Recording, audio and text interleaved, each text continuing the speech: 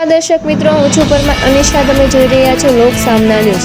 તો જોઈએ આજના સમાચાર અમરેલીથી અમારા રિપોર્ટર સતીશ રાઠોડ સાથે.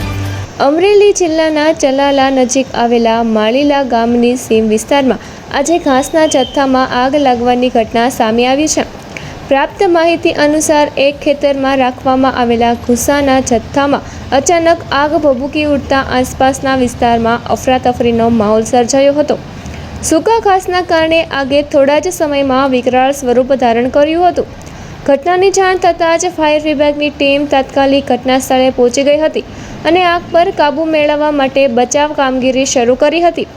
ફાયર ફાઇટરોની ભારે જહેમત બાદ આગને સંપૂર્ણ રીતે કાબૂમાં લેવામાં સફળતા મળી હતી.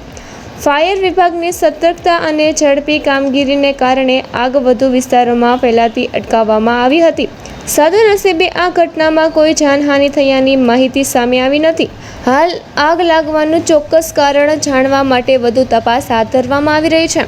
તો ફરી મળીશું એક નવા સમાચાર સાથે. ત્યાં સુધી જોતા રહો લોક સામના ન્યૂઝ.